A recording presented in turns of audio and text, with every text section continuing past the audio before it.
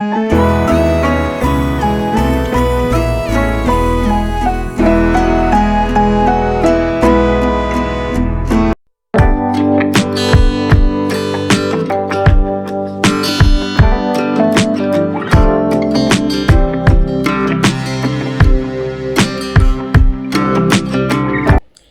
Friends, welcome to our Sayali fashion designer channel आणि मी आहे सायली। तर तुम्हा सर्वांचं आपल्या आजच्या नवीन अशा छानशा व्हिडिओमध्ये मी मनापासून स्वागत करते। तर बघा मग आरीवर्कमध्ये आपण गहूमणी सुद्धा यूज करतो। तर ते गहूमणी कसे असतात, ते कशा पद्धतीने स्टिच करायचे, तर हे आज आपण बघणार आहोत। कारण की गहूमणी यूज करून सुद्धा आपण खूप सुंदर सुंदर छान छान अशा डिझाईन ब्लाउजवर बनवू शकतो, बाहीवर असो किंवा बॅकनेक डिझाईनवर असो, आणि ते सुद्धा खूप इम्पॉर्टंट आहे। सो ते कशा पद्धतीने स्टिच करायचं तर हे आज बघणार आहोत। तर मी अगदी सोप्या पद्धतीने सांगण्याचा प्रयत्न करेन, जेणेकरून बायचान्स जरी तुम्ही कोणी नवीन शिकत असाल तरी तुम्हाला आपला आजचा हा व्हिडिओ बघून आरीवर्कमध्ये गहूमणी असते तर ते कशा पद्धतीने स्टिच करायचं आणि गहूमणी यूज करून कशा पद्धतीने वर्क करायचं तर हे सहजच लक्षात येईल। ठीक आहे, चला मग आता वेळ न घालवता आपण आपल्या आजच्या छानशा व्हिडिओला सुरुवात करूयात। आणि हा व्हिडिओ तुम्ही स्किप न करता पूर्ण नक्की बघा, जेणेकरून तुम्हाला आपला आजचा हा व्हिडिओ बघून फक्त गहूमणी कसे स्टिच करावे एवढंच नाही, तर ते प्रॉपर फिनिशिंग सहित कसं स्टिच करावे तर हे सुद्धा सहजच लक्षात यावं यासाठी। ठीक आहे, तर बघा मग हे आहे गहूमणी, बऱ्यापैकी मोठ्या साईजमध्ये आहे। यामध्ये छोटे साईजचे सुद्धा अवेलेबल असतात, तर डिझाईनवर डिपेंड असतात की आपण कुठले यूज करायचे। तर आज मी हा जो काही गहूमणी आहे तर हा कसा स्टिच करायचा हे सांगणार आहे। आणि त्यासाठी आपण बघा इथे एक पट्टी पेन्सिल घेतलेली आहे, पेन्सिल व्हाईट आहे, इथे सुईसुद्धा घेतलेली आहे। तर जी सुई आपण मणी स्टिच करण्यासाठी यूज करतो तीच सुई आपल्याला इथे हे जे काही गहूमणी आहे तर ते स्टिच करण्यासाठी घ्यायची आहे। तर बघा ही जी काही सुई आहे ना तर ही स्टीलची आहे, त्याचबरोबर त्याचं टोकसुद्धा बऱ्यापैकी मोठं आहे, ज्यामध्ये आपण एक्स्ट्राचे जे काही मणी असतात तर ते आधीच ओवून ठेवू शकतात, म्हणजे आपलं काम जरा पटपट व्हावं यासाठी। तर बघा आता हे बरेचसे गहूमणी आहेत, तर यातलं मी एक घेते, एक लाईन आपण इथे यूज करायला घेऊयात। आणि अजून एक महत्त्वाचं म्हणजे मी पुन्हा सांगते, यामध्ये बरेचसे साईज असतात, शेप असतात, काही प्लेन असतात। आता हे वरून थोडे वेगळे दिसत आहेत, तर काही प्लेनमध्ये सुद्धा असतात, थोडेसे अंडाकृती टाईप असं, तर वेगवेगळे अवेलेबल असतात। तुम्हाला जसे वापरायचे आहे किंवा तुमच्या कस्टमरची जशी रिक्वायरमेंट असेल त्यानुसार तुम्ही इथे यूज करू शकतात। आता बघा इथे मी एक सिंपल अशी सरळ लाईन ड्रॉ केलेली आहे आणि ह्या लाईनवर आता आपण वर्क करणार आहोत। तर मी थोडंसं तुम्हाला बऱ्यापैकी झूम करूनच दाखवते, म्हणजे तुम्हाला ते समजणं जरा सोपं जावं यासाठी। तर आपण जो काही जरीचा गोल्डन धागा यूज करत असतो तर तोच मी इथे घेतलेला आहे। आता बरंचसं वर्क आपण सिल्क थ्रेडनी सुद्धा करत असतो, तर ते मी तुम्हाला पुढे सांगेलच, पण आता सध्यापुरतं फक्त हे समजून घेणं जास्त गरजेचं आहे। आपण आता ह्या धाग्यापासून करणार आहोत, कारण की हा जरीचा धागा आपण जास्त यूज करत असतो। तर बघा तिथे एक मी गाठ मारते, तुम्हाला सगळ्यांना माहीत आहे की आपण हा धागा खाली ठेवत असतो आणि आपली जी काही सुई आहे तर ती वरती असते। त्याचबरोबर गाठसुद्धा थोडीशी जाड मारायची आहे, जेणेकरून ती लवकर वरती यायला नको। जर का ती वरती आली तर मग आपलं वर्क सगळं खराब होऊ शकतं, त्यामुळे जेवढं शक्य आहे तेवढं ती जाड गाठ मारली गेली पाहिजे। बघा आता मी बऱ्यापैकी जाड मारलेली आहे आणि आता हा धागा खाली ठेवते आणि सगळ्यात आधी आता आपल्याला हा धागा वरती काढून घ्यायचा आहे सुईच्या सहाय्याने। तर बघा ही सुई घेतलेली आहे, ती आधी खाली टाकायची आणि जसं आपण रेग्युलरली धागा वरती काढतो तसं मी ते काढून घेतला। आता तो काढून घेतल्यानंतर आपल्याला सुईमध्ये काही मणी ओवून घ्यायचे आहेत, तर ते ओवून घेऊयात।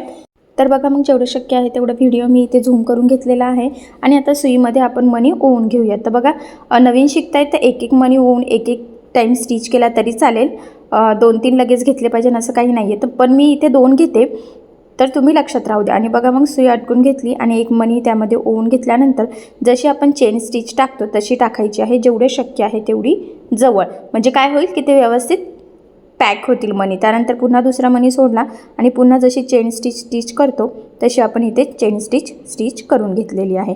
ठीक आहे, त्यानंतर पुन्हा आपण थोडेसे मणी ओवून घेऊयात।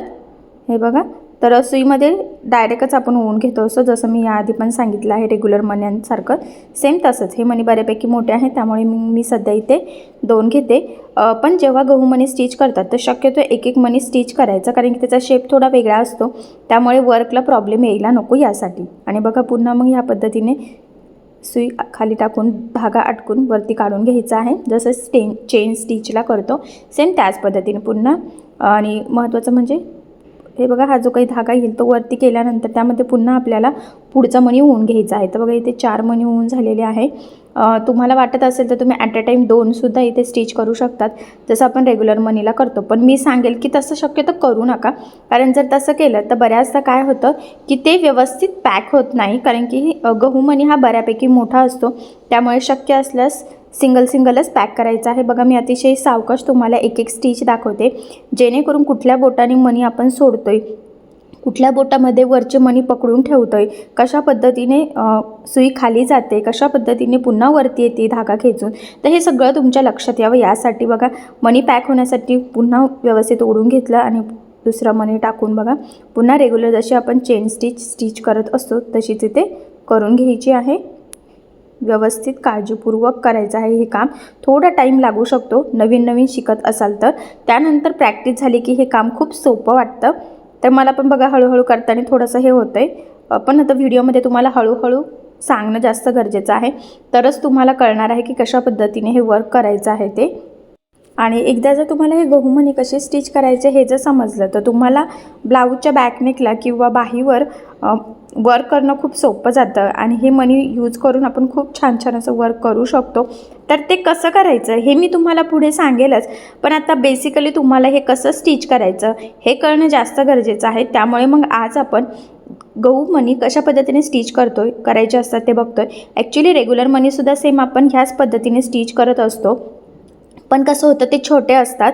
आणि मी ज्या पद्धतीने बघा म्हटल्याप्रमाणे जे काही आपलं मधलं बोट आहे ना, तर त्या बोटामध्ये सुईमधले जास्तीचे मणी पॅक ठेवायचे आहे. त्याच्या शेजारचा म्हणजे करंगळीच्या शेजारच्या बोटाने हळूहळू तो धाग्यामध्ये लोटून द्यायचा आहे. पुन्हा बघा अतिशय सावकाश दाखवते, तुमच्या लक्षात यावं कसं पकडायचं आहे, कसं सुई अटकून ठेवायची. आणि महत्त्वाचं म्हणजे ज्या दिशेने आपण वर्क करतो त्या दिशेने सुईचं टोक हवं आहे, तरच आपलं वर्क व्यवस्थित येतं. हा पॉईंटसुद्धा खूप महत्त्वाचा आहे, तर तुम्ही व्यवस्थित लक्षात ठेवायचा आहे, म्हणजे तुमच्या चुका व्हायला नको. नाही तर जर का तुम्ही सुई व्यवस्थित खाली टाकली नाही तर वर्क व्यवस्थित येत नाही, खालून धागा वरती येत नाही. बऱ्याचशा कमेंट्स येत होत्या की खालचा धागा वरतीच येत नाही. जर सुईचं टोक तुमचं चुकत असेल तर मग तुमचा धागा वरती येऊच शकत नाही. त्यामुळे मग ते व्यवस्थित थोडंसं काळजीपूर्वक करायचं आहे. आणि हे व्यवस्थित येण्यासाठी तुम्हाला चेन स्टिच व्यवस्थित येणं खूप गरजेचं आहे. आणि त्याची प्रॅक्टिस कशी करायची तर या आधीच्या व्हिडिओमध्ये मी सांगितलेलं आहे की कशा पद्धतीने वेगवेगळ्या शेपमध्ये करायची आहे प्रॅक्टिस. त्याचबरोबर आपले रेग्युलर गोल मणी असतात, तर त्याचंसुद्धा आपण त्रिकोण, चौकोन, त्याचबरोबर गोल शेप याची प्रॅक्टिस कशी करायची तर हे सुद्धा याआधी बघितलेलं आहे.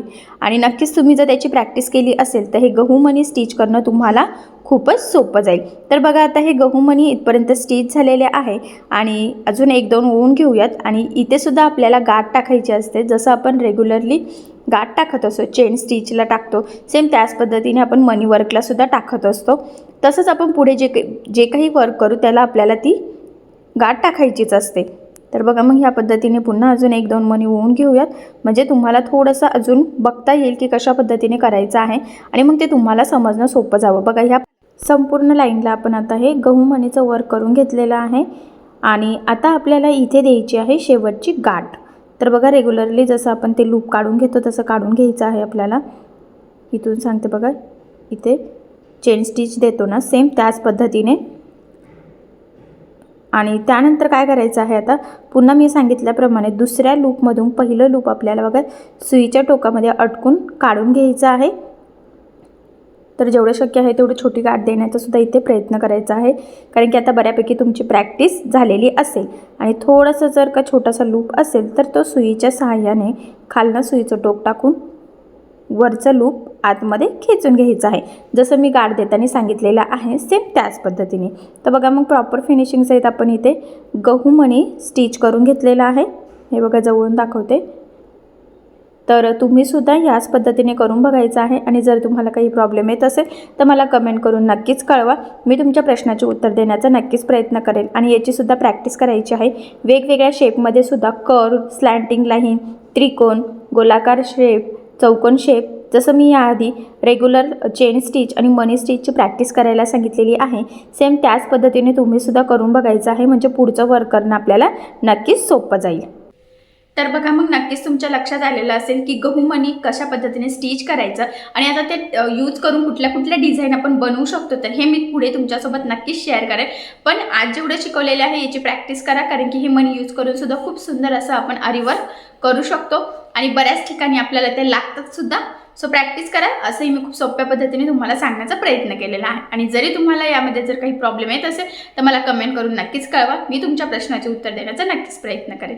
ठीक आहे, तर चला मग आता याच्या पुढचा आपण नेक्स्ट व्हिडिओमध्ये कंटिन्यू करूयात. आणि तुम्हाला आपला आजचा व्हिडिओ कसा वाटला हे मला कमेंट करून नक्की कळवा. त्याचबरोबर आपला व्हिडिओ आवडला असेल तर व्हिडिओला लाईक करायला विसरू नका. आणि असेच नवनवीन छानसे व्हिडिओज बघण्यासाठी आपल्या सायली फॅशन डिझायनर या चॅनलला लाईक करा, शेअर करा आणि सबस्क्राईब करायला विसरू नका. आणि ज्यावेळेस तुम्ही सबस्क्राईब करा त्यावेळेस त्यासमोरील बेल आयकॉन ही नक्की प्रेस करा. त्यामुळे काय होईल, जेव्हा मी नवीन व्हिडिओज टाकेल त्याचं नोटिफिकेशन तुम्हाला तुमच्या मोबाईलवर येईल. ओके, चला मग आता भेटूया पुन्हा नवीन अशा छानशा व्हिडिओमध्ये. तोपर्यंत टेक केअर, काळजी घ्या. आणि आपला आजचा व्हिडिओ शेवटपर्यंत पूर्ण बघितल्याबद्दल thank you so much. Bye bye.